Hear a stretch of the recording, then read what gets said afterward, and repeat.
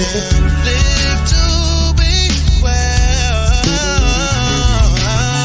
Live to be well with Dr. Kim, with Dr. Kim. Good evening, everyone, and welcome to Live to Be Well. I am Dr. Kim. I just love that song. I cannot thank Brandon Dent II for recording that and putting it all together, and Al Rogers, the best marketing director, IT in the world, who took it and put it to all the graphics. And that's our goal, for everyone to live to be well. Now, let me have to say this. Everybody doesn't have their own song, so Dr. Kim feels extra special. Listen, it is tax time. Come on, let's say it again. It is tax time. I know, oh, woe is me.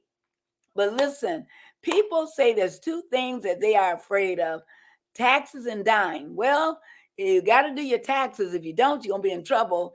If you die, you don't have to worry about your taxes. But while we're here, we have to do our taxes. You can't run from it. You can't hide from it, because it will catch up with you. And one thing I have to say, I am current on my taxes. Yes, I am. Woo! And it's been a journey. Now, let me say this. About 21 years ago, I met a phenomenal woman. I was at a business conference, how to help my business grow, help my business to advance. And that was over 21 years ago. So I was one of the keynote speakers. And after I finished speaking, this woman walked up to me and said, "You know what? You need a great accountant. You need a good accountant." She introduced herself to me. And at that time, my husband and I, we were having some real issues with our taxes. And I mean, I had boxes and boxes and boxes of papers and taxes, bills and invoices and receipts. And she took that and she worked a miracle. And I have to say, she's been my accountant ever since. So before I bring her in, I want you to get a pen and paper, because we're going to really get into the importance. This is still Women's Month, and we are celebrating Women's Month. And we have some phenomenal, great women. But let me tell you something. When it comes down to crunching those numbers and making sure things are in order, you need to have a good, great accountant, CPA, certified public accountant. And I'm happy to say she is with me tonight. My personal CPA, my dear friend, I want to welcome Nicole Freeman-Kirkland. Thank you. Hey, Nicole. Hello. How are you? I am so good. It's so good to have you on Live to Be Well. Yes, I'm excited. Listen, now this woman knows all my business. I can't hide anything from her. And you got, let me say this, you have to be able to trust your accountant. Am I right, Nicole? You got to be able to trust. Yes, this is true. That's a foundational issue. You have to be able to trust. Well, listen, let's get into it and let's talk about, why do you do what you do? And let's talk about some of the 7 strategies, that people need to know about. And why are people afraid of, tax season? Why are they afraid of it? So, Nicole, how did you get into this? Why do you do what you do? And let's get into helping people. Okay, so I started my practice. Okay, did we lose her for a second? Businesses. Okay, there we are. Sorry about that. I started this business to specifically help small businesses because I was working in public accounting. We were working with the larger businesses, who were getting all the information, finding out how to be profitable, learning about all these different credits, write-offs.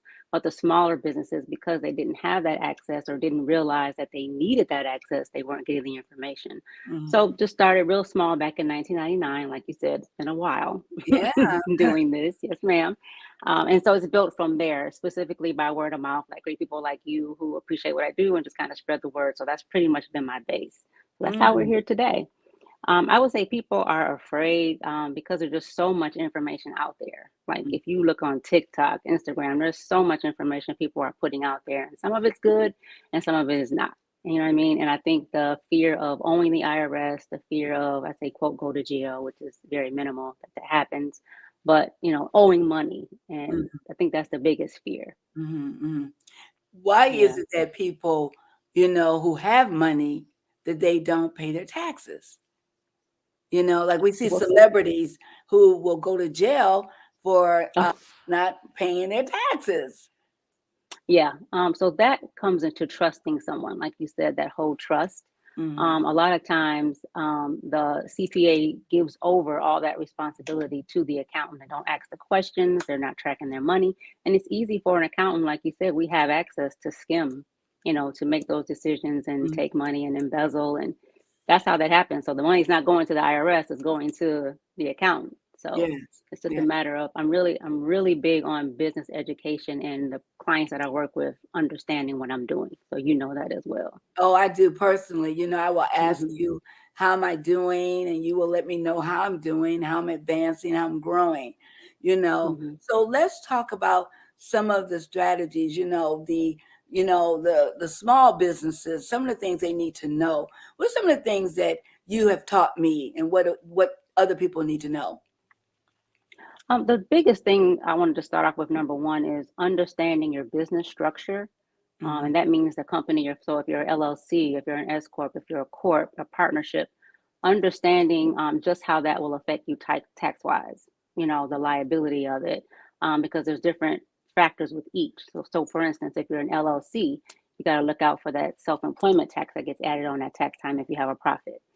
Same thing if you're an S corp. Now the IRS requires you to take a wage for yourself, a reasonable wage. So you have to pay for payroll, and you still have to report the profits on your taxes. A C corp, although it's a separate entity, you still have that 21% tax, and you get taxed on any income you take out. So all of them have a different, impact on you tax Mhm. wise. So it's very important that you understand it. Mhm. Okay. Let me ask you this: for nonprofit, why is the 501c3? Mhm. Why is that so difficult to obtain, and the process is so long? Well, they've actually shortened that process now. There is a Form 1023EZ that allows you to pretty much apply online. But what you're saying is that you don't expect to make over $50,000 in the next 3 years. All right. So that's a little deviate of that. But they've made it where you can just apply online and now you might get your letter 6 months later, like the normal process, but it makes it easier to do. I would say it's not so much hard to do it. It's just that it can't have a for-profit purpose, Okay, right? can you So it's explain that? Explain that. yeah. So I won't. It's not to say that nonprofits can't have a profit in the business. They do. It's called a surplus. But the purpose of a tax exempt organization is for something more charitable, Mhm. a mission, like you helping married couples, and that being your kind of ministerial thing.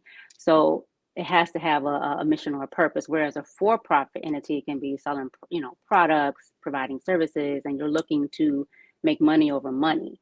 So there's two different aspects of, what you're looking for in terms Mm, of setting up the business. okay. Okay. You cannot make more than $50,000 a year. No, that's just if you're filing this 1023EZ form, right? Okay, And it's not that you can't, you're just stating you don't expect to, because two. you can get a grant and blow Right, 50,000 out the water, right? So it's right. just based on your expectation. Yeah. I understand. Okay. So Hmm. organization of your company is very important. Okay. What's that Hmm. EIN number? Oh, the employment identification number, Yeah. that is the social security number of the business, if you will. So anytime you're providing a company with your W-9 that shows your name of your business, your EIN number, that's what they're going to pay to. So the 1099 you get at the end of the year will be in the company name and the company's EIN number, and not Mhm, your social security number. mhm. All right. And that's important for tax purposes, because if it's in your social security number, the IRS is going to be looking for that on your tax return, that income. Okay. Okay. If it's in the business EIN, it's going to be on the business return. That makes Mhm. sense? It makes a lot of sense because that EIE Hmm. number, EIN number, and the tax ID number are two different things. They're one and the same. It's just for businesses, it's called an employer identification number Okay. versus the tax ID number for individuals, if you will. And individuals. Okay. Listen, Mhm. if you have a question, hey, Rochelle, good evening, all the way from Illinois. If Oh, you have a wow. question, please let Nicole know. Hey, Bobby, down there in Nashville, Tennessee. Good evening. See you in a few days. We want to welcome everyone, but if you have a question, it's not too late. We have a question. We put a question out there. What was the best advice you have received from your accountant in dealing with that?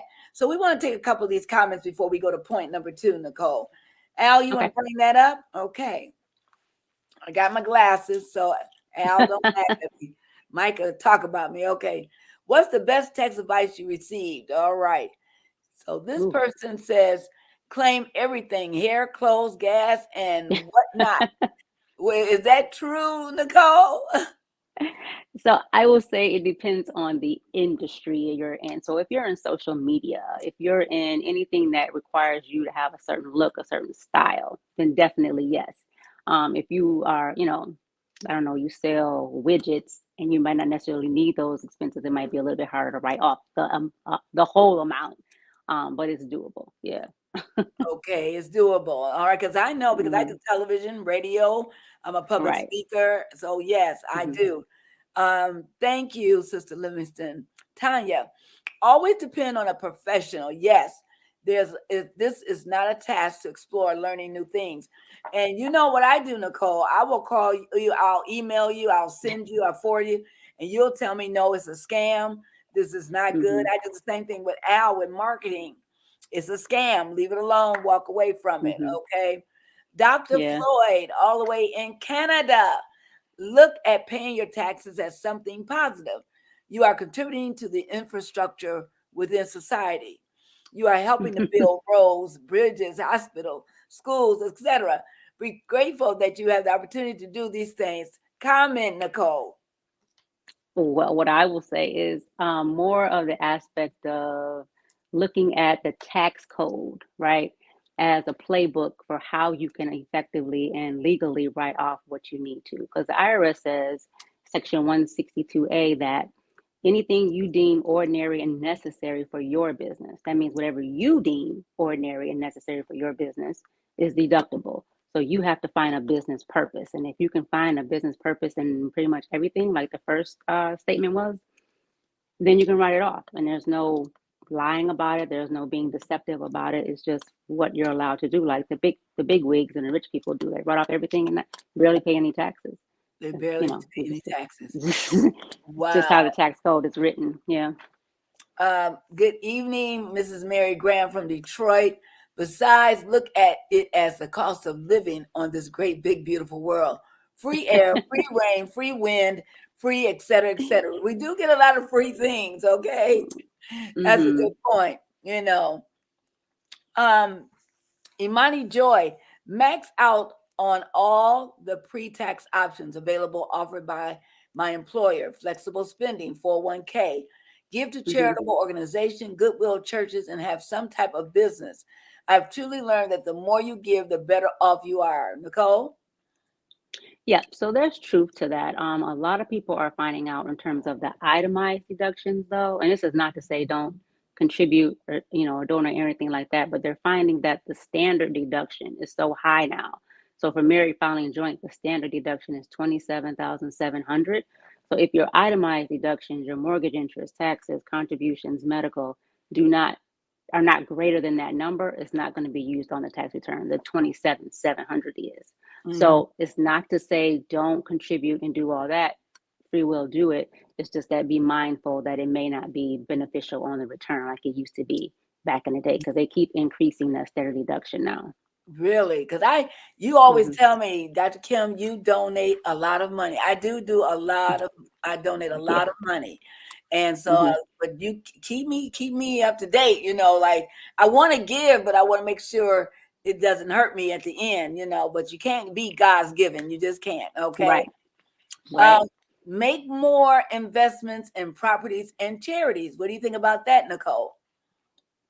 Make more investments in properties. So yes.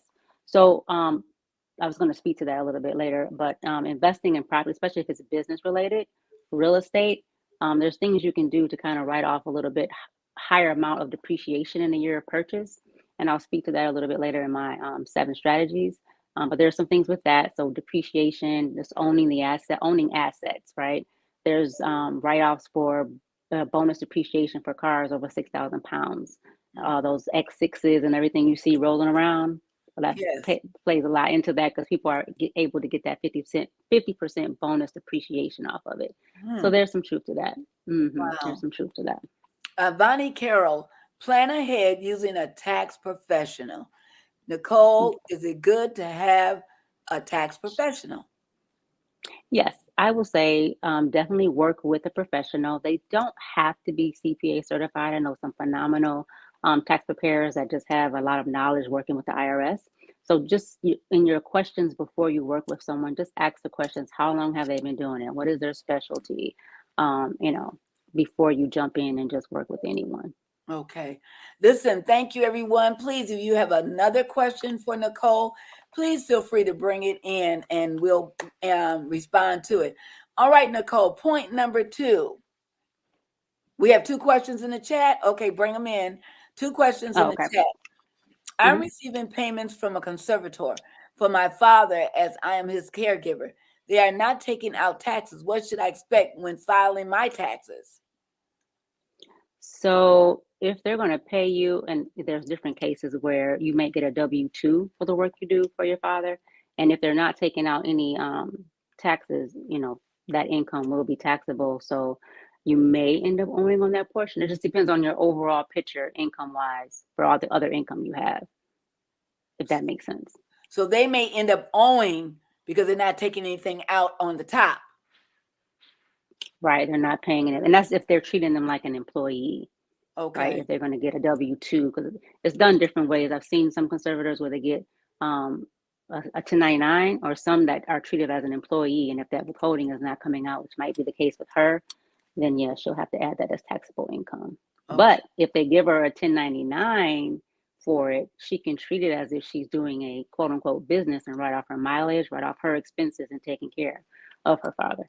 That right. Okay. Good. All right. Rochelle, should you file on your business if your business isn't making a profit? So that comes into play if you have expenses that you're still paying out, right? So even if it's down to just, refiling your renewal for your LLC, which is $25 a year. If you're driving using mileage. So if you have expenses to write off despite the income, those losses will pull over to your personal return and reduce your taxable income. So it's not a complete no. It just depends on if you have expenses to write off. Okay. Okay. All right. Thank you, Rochelle. Bobby, okay. How far back can you go back to do an amend return? Good question, Bobby. Okay. So you can go back as far as you like, but the IRS does not require to pay you past 3 years back. Okay. So it's very important that if you need to do an amendment, you do it within a 3-year period so that you can get the refund if there is one. But they're not giving you 4, 5, 6, 7 years. No. They're not doing okay. No, ma'am. Okay. All right. Point number 2, Nicole. Let's go on to point number 2. Strategy number 2. Okay. Strategy number 2 was get organized. This is a huge area that I work with a lot of clients in.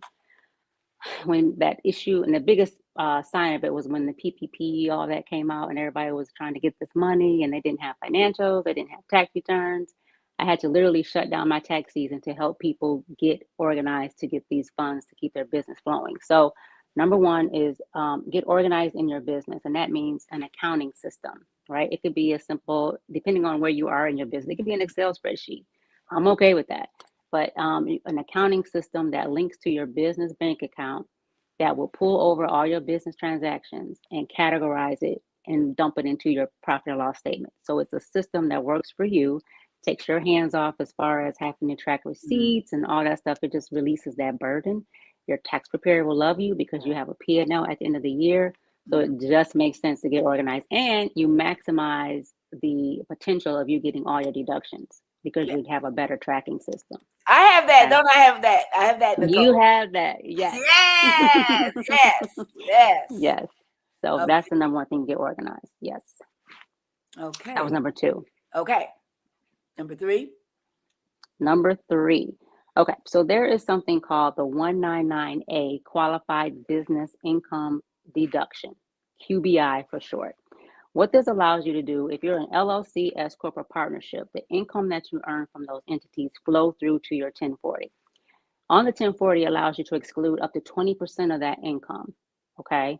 There's some income thresholds. So if you make over for 2024, if you are single and you make over 191,950, you don't phase out completely, but you don't get the full 20% exclusion of that income.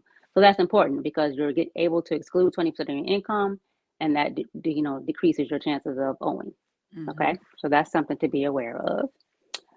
Number 3, also consider if you're self-employed, healthcare deductions. So if you're paying into the marketplace or if you're paying for your own health insurance for your family, yourself, that is deductible business-wise. A lot of people miss over that.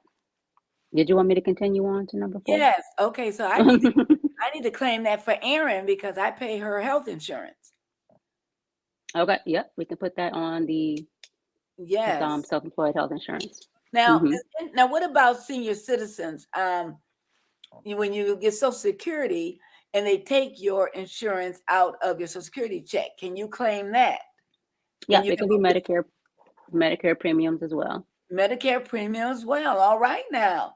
Okay. Long-term care. A lot of people have long-term care policies. Mm-hmm. Okay. Very Mhm. good. Okay. Next point. Instead of paying the IRS, you can consider contributing to a retirement. And this is more from a business aspect. There's a program called SEP, Self-Employed Pension, that you can contribute to, and that's deductible. And you're putting away for retirement, and you can do a solo 401k. There's just a lot of different retirement vehicles for small businesses that are deductible. The premiums are deductible. Okay. The contributions, I should say, are deductible. Okay. Okay. Okay. We need to talk about that, Nicole. Yes. Because I have that with my insurance company, but I think I need to do something a little bit more with you because to have more stability with myself as I look towards retirement. Yes, ma'am. Okay. Yes, ma'am. Definitely, we can talk about that. Okay. Number 5 was the discussion we had about investing in assets, whether it be property. So with property, say, for instance, myself, I will work out of my home office and I'm looking for office space. I can buy an office building, right, and do what's called a cost segregation study. And that study will allow, after the study is complete, it will allow me to depreciate more after I buy that property on the tax return in the year that I buy it. So that's a higher reduction. So buying assets, buying vehicles, like I said, that over 6,000 pounds, there's a 50% depreciation that you can do on that. And just buying equipment and supplies in general, you can write off what's called Section 179, where it allows you to write off the full amount in the year you buy it. So buying assets are important as well. Number 6 is if you're considering hiring, you might want to look into taking advantage of the work opportunity credit. And what that does is it gives you a credit for hiring veterans, people that were formerly incarcerated, summer youth, people that receive SNAP benefits, and people that were unemployed for a long period of time and you hired them. It allows you a credit of up to 40% of their first year of wages, right? Wow. So it's not something you can go out and interview people and say, hey, you get SNAP benefits, not like that. But there is a way to inquire if they qualify for this credit as you're interviewing people. So just some things to consider for if you need employees. Okay, so I have a youth that works for me. I have a high school senior that works for me. How does that work Okay. to benefit me? Okay. So if you had a payroll, you have to have a payroll, like they are actually an employee. So if you add her to your employee list, or I should say your payroll, that particular wages would qualify for it. But right now she has to do a 1090 because I pay her directly. Okay. All right. Right. So this is specifically for someone with a payroll, and it just, allows you to write off, get a benefit for that first year that you hire this particular set of people. Okay. Got it. Okay. Good evening, Bonnie. Welcome. Praying for you. We know you've had some challenges and we're praying for you, but thank you for joining Live to Be Well tonight. All right. Tanya, I still do my manual monthly. I have to get modern and catch up. Okay, Nicole, you want to comment on that? Yeah, so I don't want you to feel like if you do manual Excel spreadsheets are a bad thing. If that works for you and you don't have a lot of transactions to track, you don't have a lot of invoices for the income you bring in, then that's a perfect system. But if you're ready to convert, I'm very partial to QuickBooks only because it allows that accountant input. We can go into the system and kind of look at things for you when needed. And it's user friendly and it gives you a good perspective of your financials. So QuickBooks, what it will do is it will link to your business account. And like I said before, it'll pull over all your transactions, just automate everything for you. So I think if you're at that point where it's becoming cumbersome to keep the Excel spreadsheet, it's definitely something you want to convert to. Okay. All right. My son works for my company. Is there a tax benefit? I need to know how old the son. Well, I'm going to assume that the son's a minor. Okay. There is a benefit depending on how much you're paying them. So if they're on your payroll or if you're treating them as a contracted worker, if they make under the standard deduction for single, which I think, don't quote me, is 14,000 or so, 14,950, 950, I'm sorry. If you pay them under that threshold, you get the deduction and they're not required to file a tax return. So there is a benefit from that aspect. If they're older than that, then we need to have a different discussion. They could still be an employee. He's 26 years old. He's 26? Okay. So same thing. He may want to, he will be just treated as a regular employee. I think the benefit comes in when they're minors. And if you keep it under a certain threshold, they're not required to file taxes, but you still get the deduction. But if he's 26 and he works for you as an employee, you get the deduction of, deducting the payroll you pay him. So yeah. Okay. I hope I answered that question. If not. Yeah, I think you did. So, one issue when they're under a certain age, and another issue you have to address it if they're older than that 18 years old. Got it. Okay. All right. Our next point. Okay. Where was I? Oh, okay. So number 7, I was going back to the person who made the comment, find a business purpose for everything. Right. Like you said, with you do the social media, you do the the wellness show. So all of your expenses for wardrobe, for makeup, or things like that, you write it off. But even considering home office, if you work from home, we're at number 7 too. If you work from home, that home office, you can write off a portion of your utilities, your upkeep of the home, security, portion of your mortgage interest, property taxes can all be a part of your home office deduction. Mileage, mileage is going to be 67 cents for 2024. So that dollar, 67 cents of every dollar, that you do for mileage, you can write that off. Okay. Use of your business, use of your cell phone, keeping track of those things, travel, meetings, everything that you do business related is deductible. So that's kind of how you would have to have your mindset about it. Okay, so I work from home twice a week, 2 to 3 times a week. I'm in the office 4 days a week because I do telehealth from home, and I do in person at the office. So some of that can be written off because I do have a home office. Well, so there's a little catch to that. So if you actually have an office outside the home, yes, there's some restriction with that. It needs to be specifically an office that you work from business wise, without others, without. So everything, all my write-offs come from my office because that's where my office headquarters are. Okay. Right. All right. Right. Did you all get that? Right. Yeah. I already knew the answer to that, but I wanted to put it out there. Yes, I did. I did because I have to. Because again, Nicole knows all my expenses and what I'm doing. But I can do my mileage because I do home visits. I think I'm one of the last of the Mohicans that's still doing home visits for, family counseling because there's so much going on out there. And you think about, and I want to just pause a minute about the incident in Maryland, the bridge that was hit by the ship. I saw that. And we're praying for the families and we're praying for the state of Maryland because that's impacted us all. Can you imagine just coming home on the bridge or going to your destination and that hits? So we just want to be, and it collapsed like that. So we just wanted to pause and just let you all know that we're praying for all the families. in Maryland and who has been impacted by this, and their relatives who may be across the globe, like that. Yeah. So again, you cannot, if I had two offices now, what if I had two offices, one at West Grand Boulevard and I have another one in Southfield? How would that work? They're both deductible. Oh, they're both deductible. Okay. All right. But you can't do the office and the home unless, because during COVID, so many people came home. I was home for a whole year. Yeah, that's different now. So if you are exclusively working at home like during that period, then yes, definitely you could write that off. But because you only work there 2 days, I would just not take the chance of reporting that and just use the actual office to write off all your deductions. But I'm there more days than that. Yes. And it does fluctuate, for me also, depending on what's going on. I don't understand the depreciation. Oh, there's my glasses. Okay. On vehicles, depreciation on vehicles or structures. I have a food trailer as well. Can you address that, Nicole?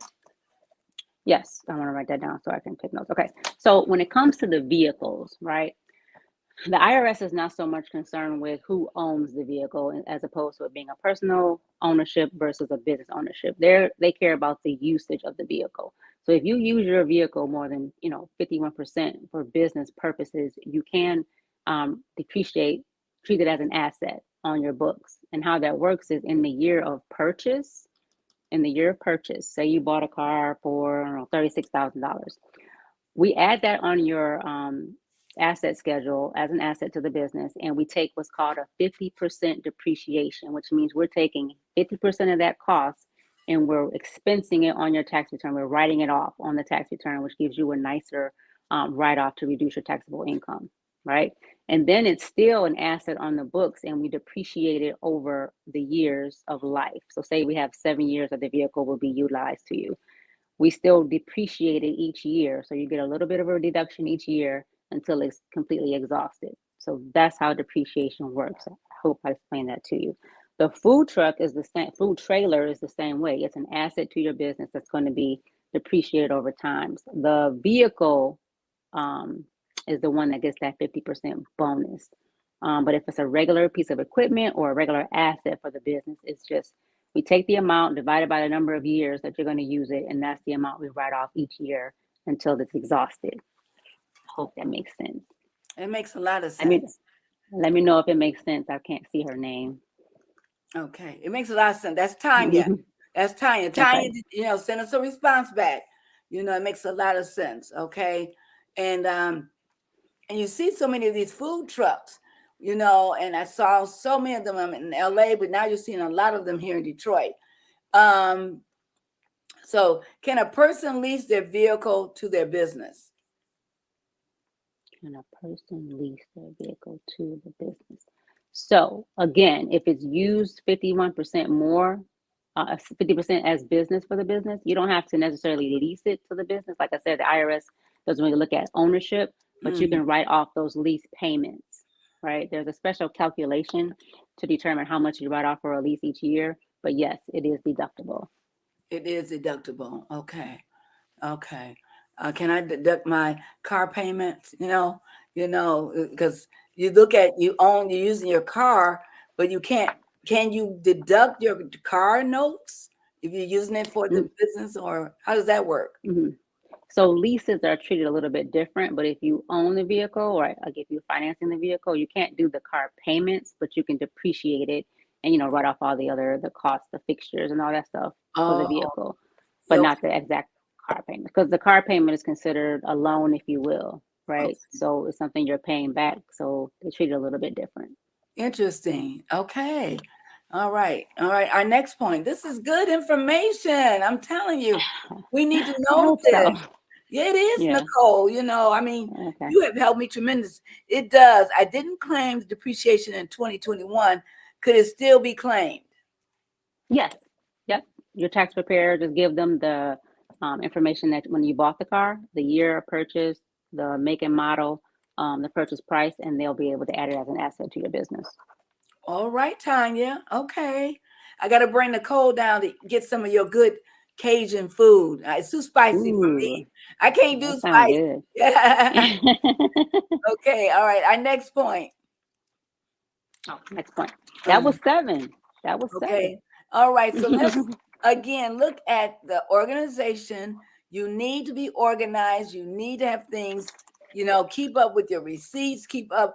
I know what I want to talk about when you're dealing with custody and, and child support. How does that work, for parents who are dealing with that? Who is paying what? Who's paying it? They should keep up and be organized with all their receipts and keep up with everything. So are you speaking in terms of the payments that people receive and who? Okay. So that is not a taxable event. So what you receive and what you pay out is not considered income or deduction, right? It goes into more of when you get down to who can claim the child, right? Yes. I see that more so than the actual payment issue. So there needs to be either an agreement, a court agreement, or who's going to claim the child 1 year to the other, because when both parents claim the child, it causes an issue with the IRS, and they're going to ask who needs to claim the child. Yeah. You don't want to get into that, because then you have to pay back the money if you got a refund and you weren't supposed to claim the child. So there's a form 8832 that non-custodial parents can get that authorize them, if you will, from the other parent that they can claim the child, and that just keeps everything on the up and up. Okay. So, all right, ML6 is here, our young person, because our young people need to understand. Welcome, ML6. Hi. Hi. How are you? I'm busy, but I had to make sure that I logged on for a second just to say hi to Miss Nicole. Thank you for your wisdom. It's so needed within our community. I think that so many people just aren't aware. And I mean, granted, there's two things we should be afraid of: God and the IRS. So I mean, I'm keeping it all the way above. But we want to make sure that our people are covered and our people understand what all the terms mean and what, like, not to fear it. Just handle your business. Just handle your business so it's not handled for you on the opposite end. So I just wanted to make sure that I came in. Thank you so very much, just for being a voice in this world, and just amazing and beautiful, and just the epitome of Black excellence, and just so smart, just extremely intelligent and smart. And we need that. And I'm just thankful for that you sharing it on our platform. Thank you. Oh, thank you. Thank you. I appreciate the kind words. You're so sweet. Yeah, and it has helped run our household a lot smoother in our businesses, and I thank God for Nicole as someone we can trust, we love, and we consider her like family, and she considers us family. So I thank God for that. How much inheritance money can I receive without paying taxes? Now, that's not a straightforward question that I can answer. Yeah, that's not a straightforward question, because there's no definite amount. I would need to know, like, the specifics of the situation and how much your other income is and things like that. So you can definitely reach out after the call, and I can do a more specific consultation on that. Okay. We're going to put Nicole's information up so that you will know how to contact her, and so that she can assist you further. What are some of the, Tanya, I started a business for my sons. 2 are working the business. How do I divide the income and expenses between them? So I'm going to make sure I understood the question. So she started a business for her sons. 2 read it one more time. 2 are working the business. How do I divide the income and expenses between them? Okay. So the question I have is it one business or is it 2 businesses? Because each business should be making its own income. So it should go to that business. So if the one son is doing something and it's earning revenue, that should be his revenue. If the other son has a separate business that's earning revenue, it should be his revenue. But if they're in it together, did she respond? If they're in it together, they should all still go to the business. So I guess I just need clarity on what she means by the income. Okay. ML6 has to leave us. We love you. And we'll talk to you Bye. soon. People, take advantage of this. Ask questions while we're on this live. You better ask these questions. April 15th. That's right. So you better get in, handle your business. Okay? Handle your business. Bye-bye. It's one So trucking business. It's one trucking business. Okay, so here's the thing. So if they're in the business together, technically it's considered a partnership. So it's going to be based off their ownership percentage. So if it's 50-50, 60-40, 70-30, that is how you split the income, right? And that will be done when their tax return is filed for that business. It should do its own separate tax return as a partnership. The income's put in, the expenses are calculated, that profit and loss is split between the owners based off that percentage, and they get a K1 form. It's called a K1, and that's what they report on their taxes. So you don't necessarily have to split the income. The tax return will do so based off their ownership. Wow, excellent. Oh, wow, Nicole. Now listen, April 15th is the date that it is due, okay? Now, the question is, what if I don't have it filed by the 15th? What do I do? File an extension. Please file an extension. Don't just let the date go by, because that's a tax savings right there if you're not hit with those penalties, right, and interest.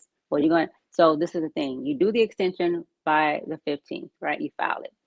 It gives you an extension to file by by October 15th, right? But it doesn't give you an extension not to pay. So whatever you owe when you do that return in October, the interest will go back to April. All right. So you want to have kind of an understanding of what your tax is going to look like before you determine that you want to do that extension. Wow. All right. Again, April 15th. And now if I filed an extension last year, that means I need to do 2022 and 2023.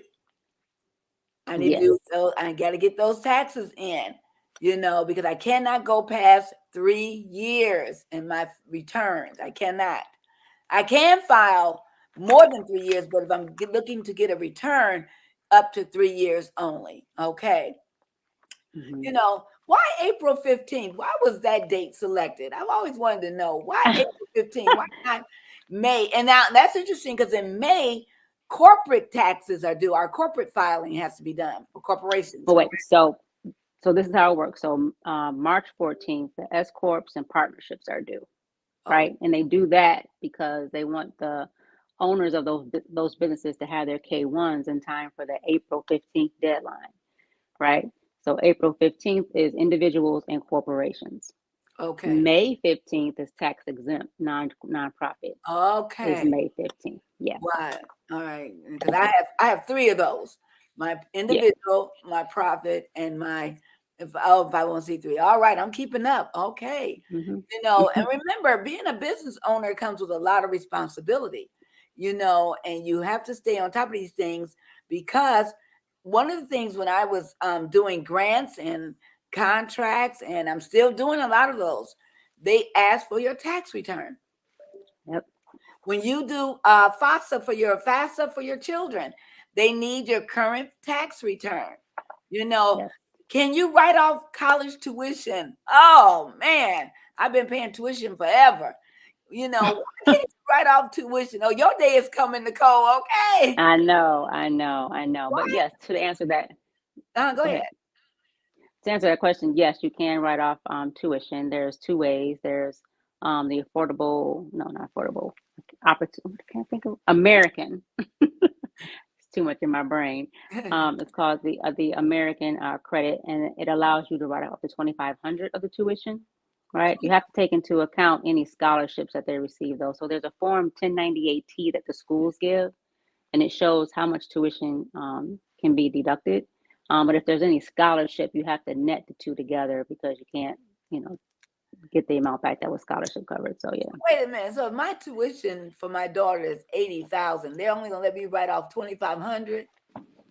Well, it is the IRS, Dr. Kim. And they're in the business of making money. Okay. What do they do with that money, Nicole, that they collect in penalties and fines? I mean, where does it go? Well, they say, I don't want to get too political, they say that it goes towards the government, the different departments, the different needs of the government is what our taxes go towards. We don't have any control over what it goes towards, but military, social services, that's what it's supposed to go towards. Infrastructure, roads, all of those things. Okay, Mm-hmm. I understand. All right. All right, Tanya. All right, Tanya. I paid the state of Michigan based on income without taking off expenses. I finally had my taxes completed for that year and received a refund. Will the state send me an additional refund?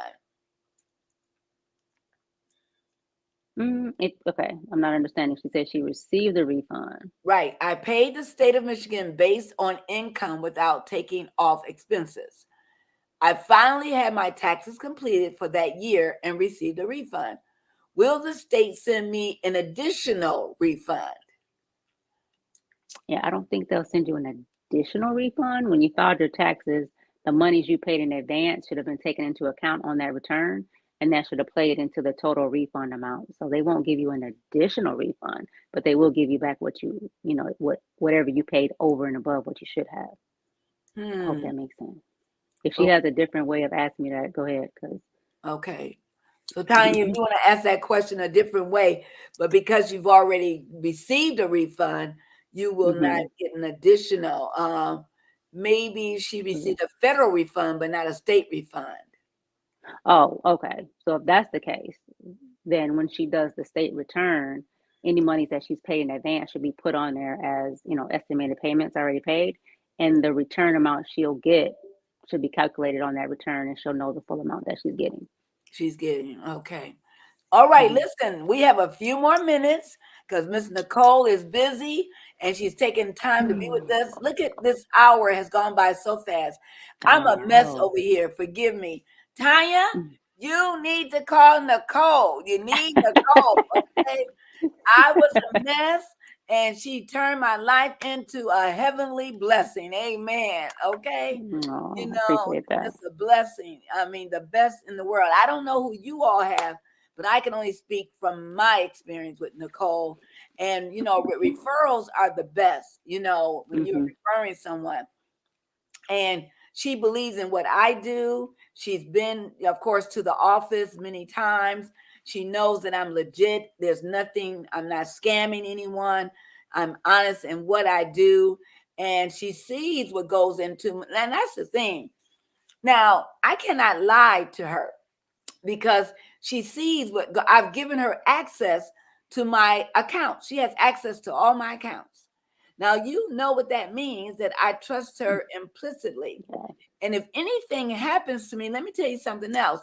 She is here to assist Micha and Aaron. And, God forbid anytime, soon, but she's here to navigate. And you need people like that in your life, even though I have a will, a trust, an attorney, and all of that. But she's going to be the one that's going to have to navigate all my resources for the girls. And you need to have that in order. Can she work any state?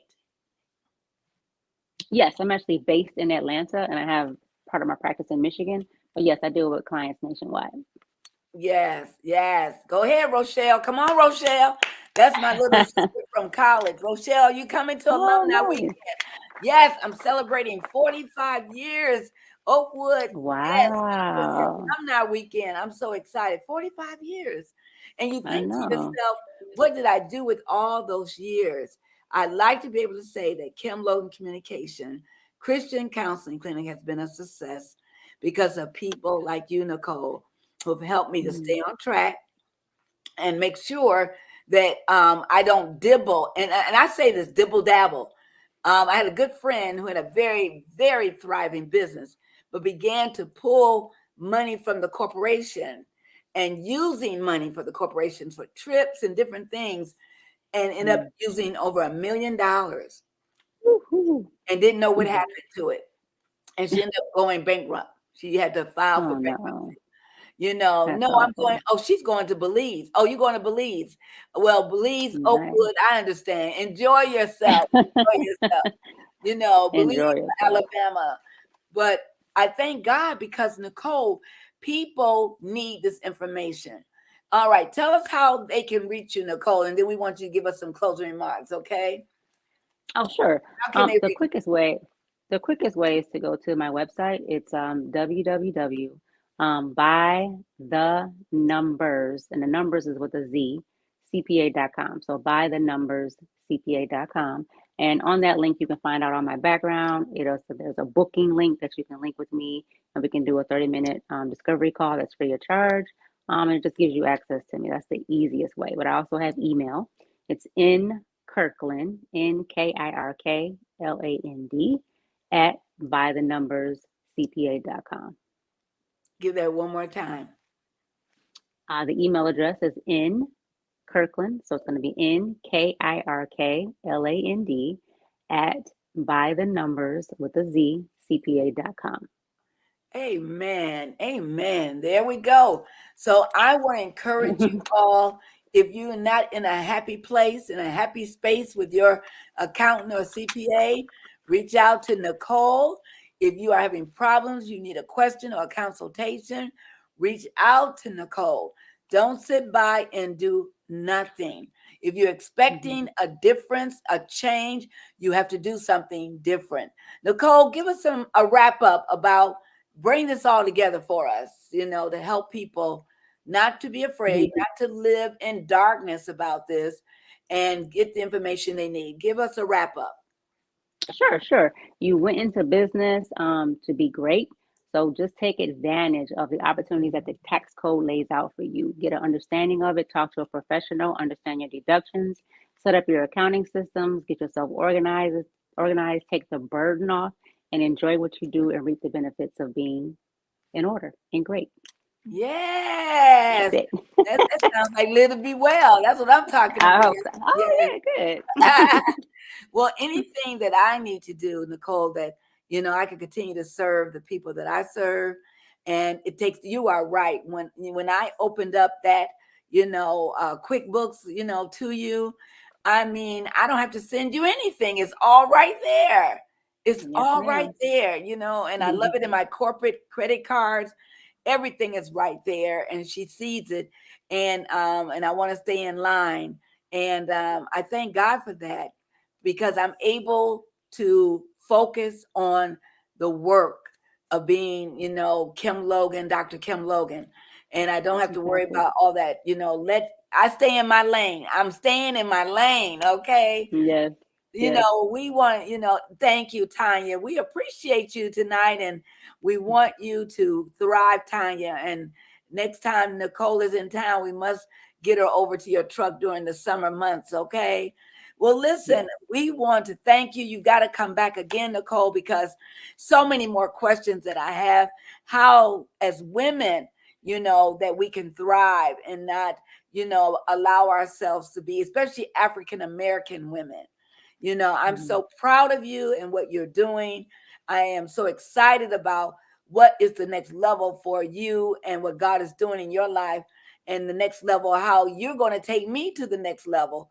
So, because if I thrive, get this now, if I thrive, Nicole thrives, okay? That's very true, yes. And I got to say this, and I say this to glory to God.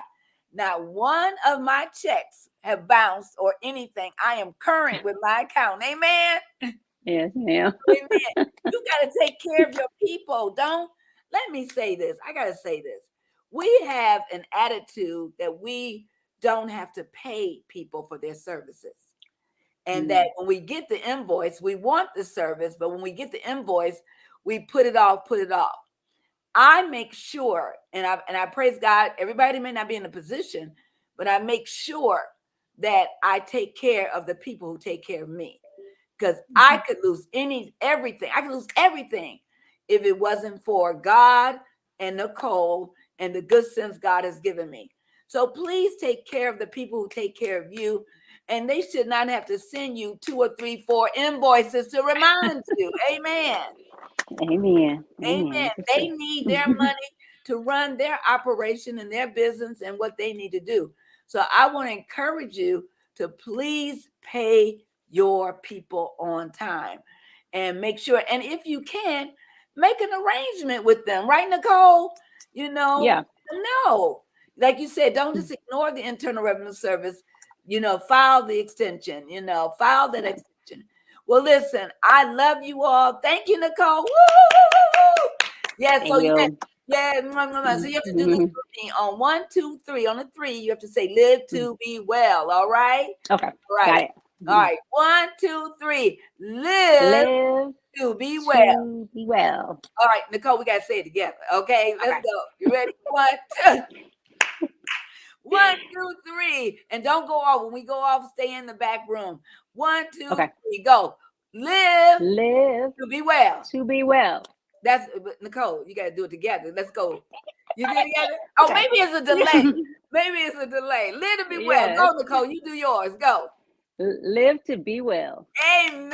Amen. Listen, everybody, we love you. We'll see you back in 2 weeks with another wonderful topic, good information. And listen, happy resurrection. Love you, Vonnie. Happy resurrection weekend. God bless you. Good night and live to be well.